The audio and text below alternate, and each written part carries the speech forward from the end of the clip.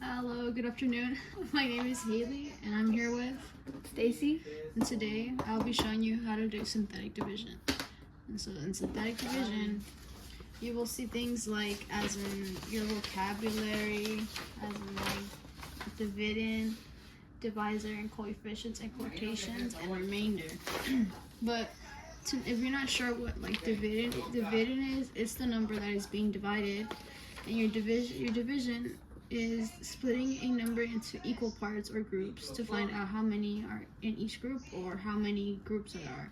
And your coefficients are the numbers that is multiplied by a variable, and your quotation is the result of dividing out one number by another.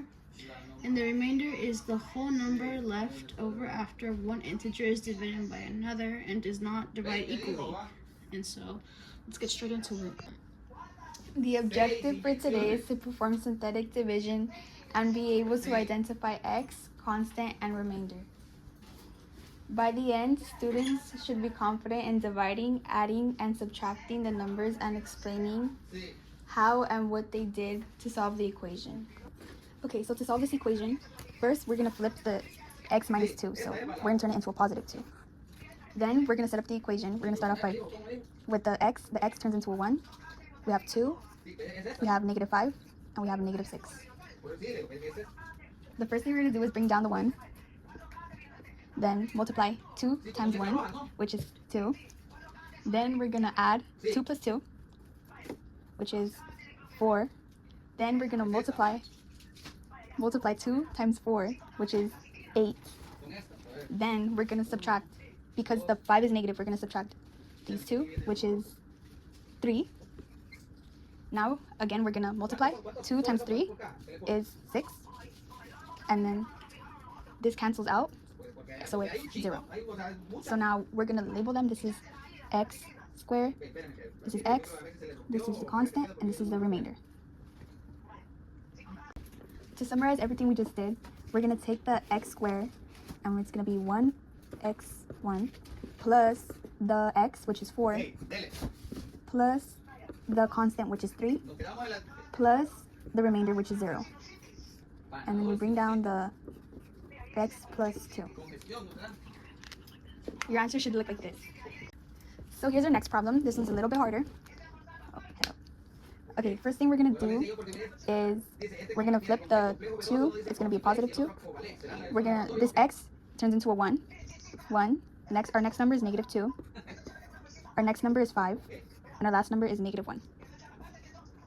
So like the last time, we're going to drop down the 1. 2 times 1 is 2. These 2 cancel out because the 2 is negative, so 0. 2 times 0, 0. 5 plus 0, 5. 2 times 5, 10. And then right here, we'll get 9. To summarize what we just did, our x squared is 1 x to the power of 1 plus our x, which is 0. 0 has no value, so putting it there is optional, but I'm just going to leave it there. Plus our constant, which is 5. Plus our remainder, which is 9. And then x plus 2. Okay, so we're doing the third problem, which is hard now, and this should be, our question would look something as in like this, which is 2 to the power of 3, and then plus 5x to the power of 2, minus 4x minus 12. And then our line goes down here, and the parentheses x minus plus 2.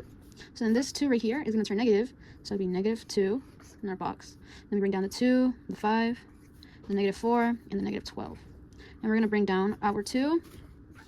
And so we go from 2 times 2 equals negative 4. This is 1. And then 2 times negative 1 is negative 2. And we add this, which is negative 6. And we do 2 times negative 6 is 12. But these are going to cancel out since they're both 12. And so we leave that at 0, which this should be our remainder, constant x, and then x to the power of 1. Okay. And to bring that all in would be 2x to the power of 1 plus 1x minus 6 plus 0. And so we're going to label that down here, that our x minus 2, to show how we got our problem. And this is something that we should get. So in the real world, an equation would be as in you are designing a custom sheet cake pan. The volume, which is v to the power of x of the cake, is given by a polynomial, which is v to the power of x equals x to the power of 3 plus 4x to the power of 2 minus 11x minus 30. And so cube inches, and you know, one side is x plus 2. You need to find the width and height. And so for this, they exactly gave us the divisor that was given to use to flip the sign of the divisor when we use division to figure out our quotient. And so we will find out which number to put once we do set our synthetic division problem to find out our quotient. We were given the volume, which is bx, and the rest, and the linear factor, which was x plus 2. And to put that in, it would be something as in, flipping this, the 2. So that'd be a negative 2. So it's going to be 1. Since the 1 is invisible next to the x, that'd be 1, and then 4, and then negative 11, and negative 30. So what we're going to do is bring down our 1. So this is going to be 2 times 1 is negative 2. And negative 2 minus 4 is 2 positive. And then negative 2 times 2 is negative 4. So this will equal negative 15. And so negative 2 times 15. And since these are both negative and we multiplied it, it equals 30 positive. And so from here, this will cancel out. And this is our remainder constant x and x to the power of 1. And to put that all together, it should be something as in 1x to the power of 1 plus 2x minus 15 plus the 0. And so we bring this down, which is x to the minus 2. And so our answer should look something like this. Alright guys, I hope this helped to learn how to get synthetic division in the most easiest ways possible instead of doing long division the hard way. And so this lesson is to help people understand how synthetic division was done and how it's used in the real world and for whatever you need to use it. So thank you for watching.